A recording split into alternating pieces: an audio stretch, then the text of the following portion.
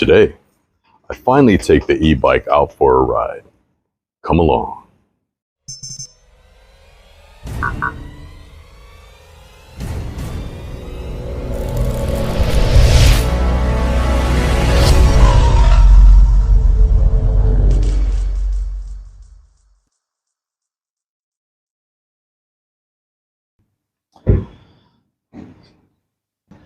Today is a bright and sunshiny day here in beautiful Hawaii. It is pretty windy too, so I am going to be taking this bike out to give it a little bit of a ride and give myself an experience here. Before I take it out, I just wanted to do a real quick overview again. So this is the Nakto Super Cruiser. It is a 48 volt, 12 amp hour battery. It's got the 6-speed Shimano gears, as well as a 500 watt rear hub motor.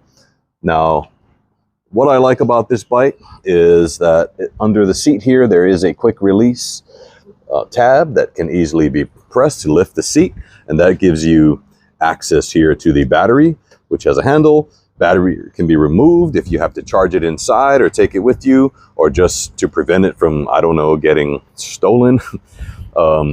Which probably won't happen because this bike actually does come with a set of keys that will keep your battery locked. Speaking of keys, here they are. And so what you would do is you would actually insert a key here, and you actually have to push it in to unlock it.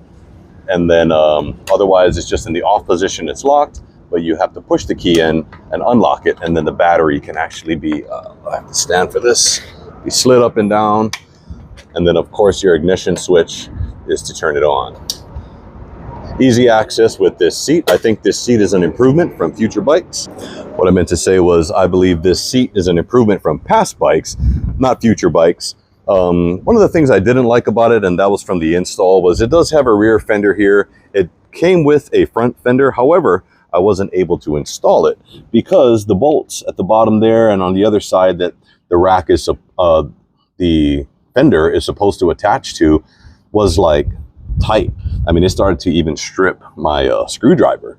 So, you know, it was almost like they added Loctite, maybe by accident, I'm not sure, at the factory. So I wasn't able to remove those two bolts to install the matching front fender. So all I had to do was mount the headlight directly to that bracket there.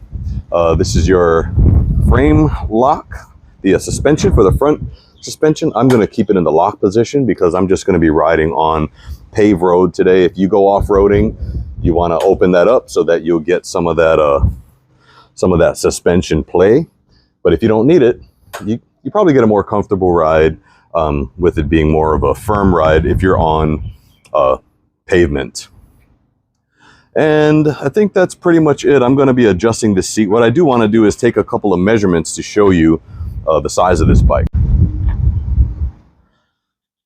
And so although it is a 26-inch fat tire, the tires will stand from the bottom to the top about 29 inches. So that's pretty robust. These tires are pretty thick. To measure there, we're looking at about, I would say probably around 3 inches in depth and about 4 inches wide. So these are your 26 by 4 inch fat tires there. When it comes to the seat, I'm going to measure from the floor to the lowest setting, and the bike is at a slight angle, but you're still looking at about 33 inches to the seat there at the lowest setting, so just under 3 feet. It does offer a quick release seat tab there, so to raise it to the height that I'll need it at, it's going to push it up to about 39 inches there. I am 6'3", between 230 and 240 pounds, depending on the season. So I'm not your lightest bike rider in terms of range, but this also shows that it can haul around a good sized rider like myself.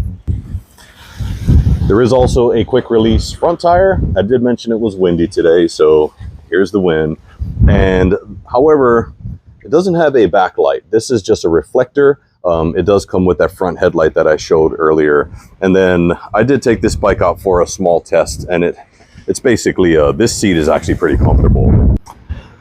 And the last thing I think I want to point out about this bike is you see here, it actually has a double chain guard, which is a big deal because this will help keep your chain in place, prevents it from falling off of the tooth ring there, you know, going over bumps or whatever. Sometimes you'll have an outside ring protector.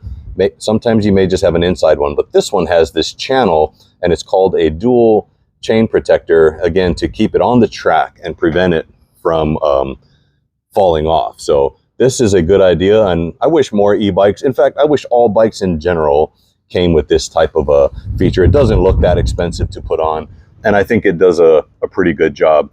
You know, I'm trying to figure out if this bike is a torque sensor. With the price of it running about maybe $1,000, anywhere between $1,000 to $1,200, whatever it is now. I don't think it's a torque sensor versus a cadence sensor.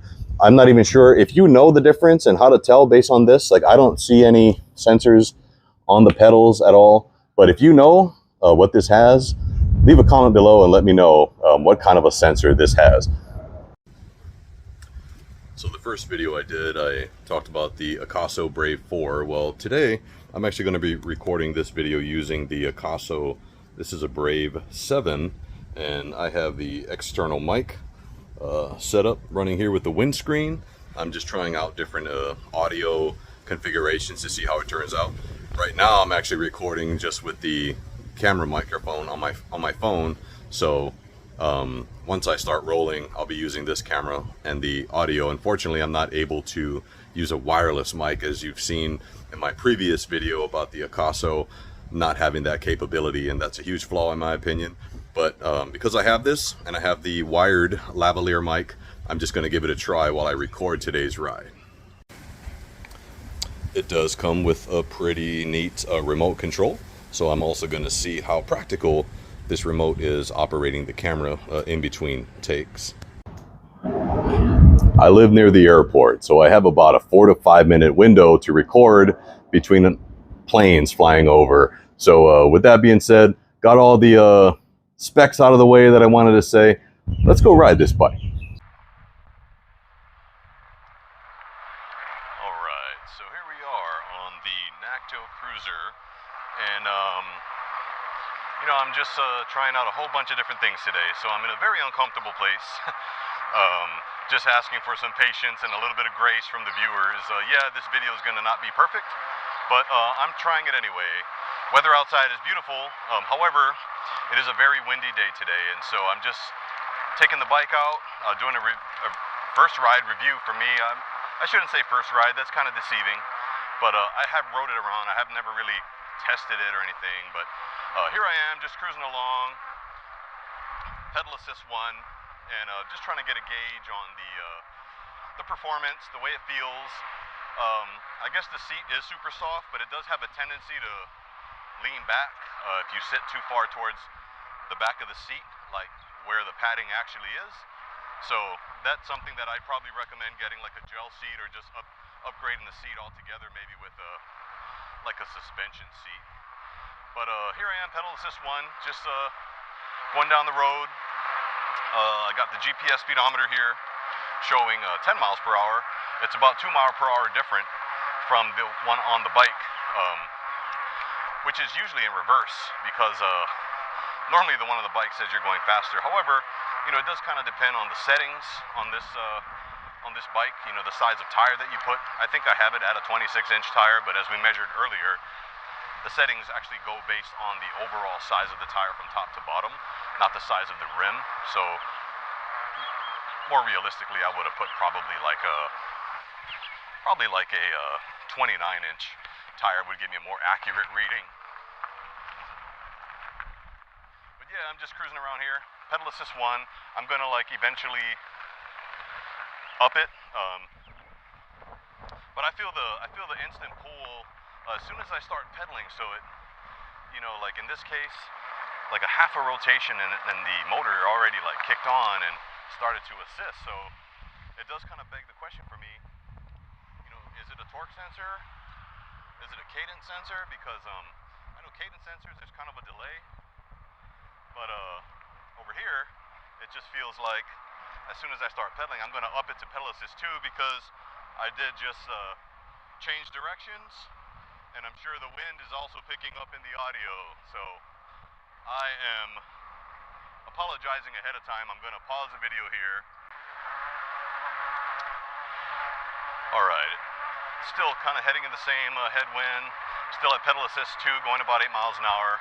I'm going to increase it to pedal assist 3. Still pedaling. I'm deciding not to use any throttle right now. I want to just kind of see how the bike performs with me pedaling like a traditional bike. And doesn't seem like it went up much. It was at like 8, now it's up to 9 miles per hour, and it's funny because now the GPS is kind of, oh, never mind, it switched. There was a moment they were both at 9 miles per hour.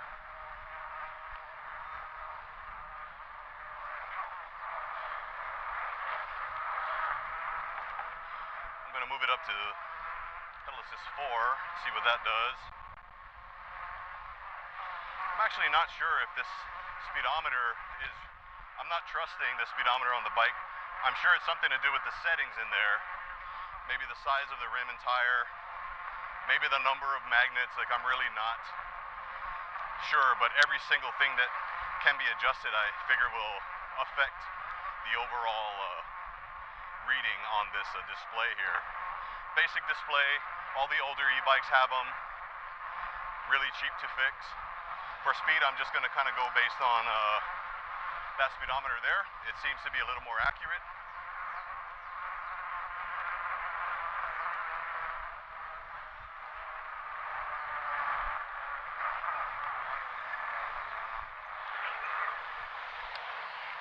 All right.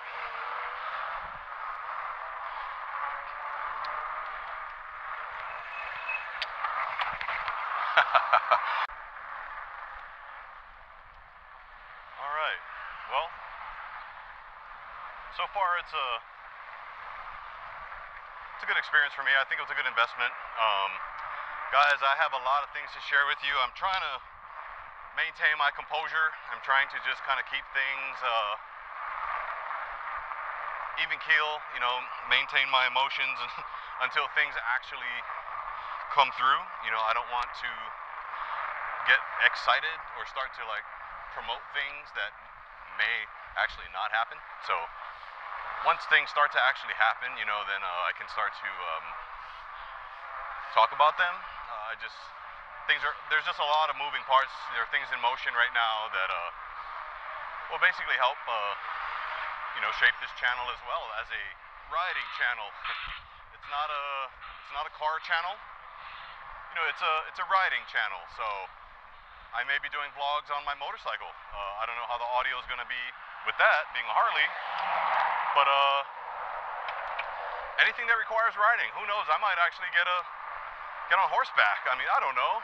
Whatever I'm riding, it just has to be in style, and I think then I get to live up to the name, right? But in this case, it's these bikes that have motors on them that basically allow you to go further and gives you a good range. Energy bar is pretty much still full. I mean, I know how these things work. They stay full, you know, really long. I'm only at like 3.5 miles from when I started this morning. Just kind of going around the neighborhood, seeing some sights. I do have an errand to do, so I might as well bring you all along and go and do that as well while I just kind of enjoy this. I mean, it's I don't know, it's therapy, it's therapeutic. So now I'm just gonna kind of give this thing a test with just a motor. I did a lot of pedaling. I got a pretty good reading on that. Top speed pedaling in pedal assist 5 was at 22. Right now I'm in pedal assist 3, gets you up to 12. Let's see, just switch it up to pedal assist 4, see where that gets you. Here's the beauty of this rear hub motors.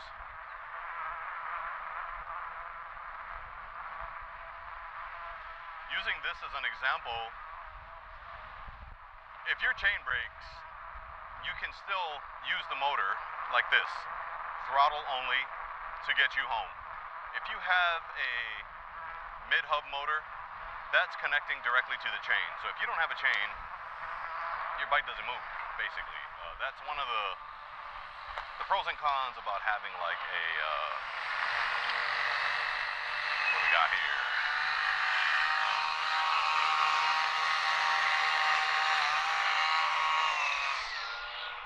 Power. That's one of the benefits of having a rear hub, is that there's power to the rear wheel. The rear wheel will spin as long as you have enough battery, and you'll get home. So I'm still here in pedal assist 4.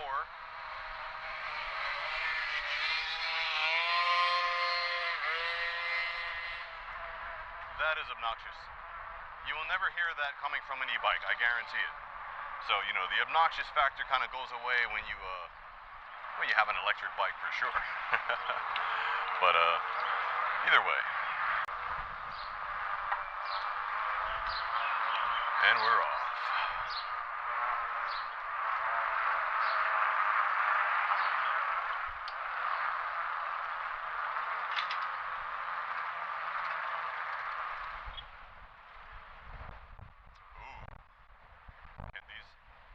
Bikes do on stairs. Let's see. Oh, yeah. Okay. Feel unstoppable. Passing on your right.